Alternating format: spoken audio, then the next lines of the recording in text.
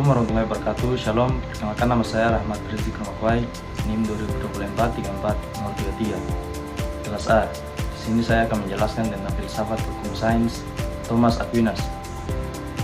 Jadi menurut Aquinas, hukum adalah perintah akal budi atau reason yang dibuat demi kebaikan bersama atau common good, ditetapkan oleh pihak yang berwenang dan diumumkan kepada masyarakat. Dengan kata lain, suatu hukum dianggap sah apabila berlandaskan akal budi, bertujuan menciptakan kebaikan bersama, dibuat oleh penguasa yang sah, diketahui atau dipublikasi kepada masyarakat. Aquinas juga berpendapat bahwa hukum tidak hanya berasal dari manusia, tetapi pada akhirnya bersumber dari Tuhan. Oleh karena itu, hukum harus mencerminkan nilai keadilan, moralitas, dan kebaikan. Teori hukum sains Thomas Aquinas. Aquinas membagi hukum menjadi 4 jenis, yaitu yang satu, hukum abadi atau lex aeterna. Hukum abadi adalah kebijaksanaan Tuhan yang mengatur seluruh alam semesta. Semua makhluk hidup berada di bawah hukum ini meskipun tidak selalu menyadarinya. Contoh, pergantian siang dan malam, gravitasi, siklus kehidupan makhluk. Yang kedua, hukum alam atau lex naturalis.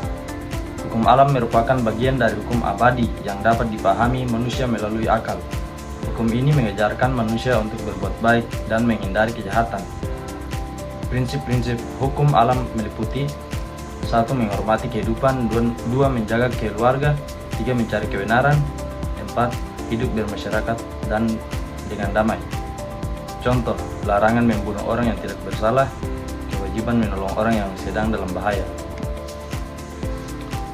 Yang ketiga, hukum manusia atau lex humana. Hukum manusia adalah aturan yang dibuat oleh pemerintah berdasarkan hukum alam untuk mengatur kehidupan masyarakat. Contoh di Indonesia, Undang-Undang Dasar Negara Republik Indonesia tahun 1945, Kitab Undang-Undang Hukum Pidana KUHP, Peraturan Lalu Lintas, Peraturan Perpajakan. Jadi menurut Aquinas, apabila hukum manusia bertentangan dengan hukum alam atau keadilan, maka hukum tersebut kehilangan dasar moralnya. Yang keempat, hukum ilahi atau lex divina. Hukum ilahi adalah hukum yang diwahyukan Tuhan melalui kitab suci untuk membimbing manusia menuju keselamatan. Contoh, ajaran dalam Alkitab bagi umat Kristiani, nilai-nilai moral yang berasal dari wahyu Tuhan. Selanjutnya, ciri-ciri teori hukum sains Thomas Aquinas. Yang pertama, berlandaskan moral dan etika, bersumber dari Tuhan, mengutamakan akal budi, bertujuan mencapai keadilan dan kesejahteraan bersama, menekankan bahwa hukum harus sesuai dengan nilai moral. Kelebihan teori hukum Aquinas. 1. Menempatkan keadilan sebagai tujuan utama hukum. 2. Menghubungkan hukum dengan nilai moral. 3. Menjadi dasar berkembangnya teori hukum alam modern. 4. Menegaskan bahwa kekuasaan pemerintah tidak boleh bertindak sewenang-wenang. Selanjutnya ada kelemahan teori hukum Aquinas. Yang pertama, sangat dipengaruhi oleh ajaran agama sehingga penerapannya dalam negara yang menjemuk dapat menimbulkan perbedaan penafsiran.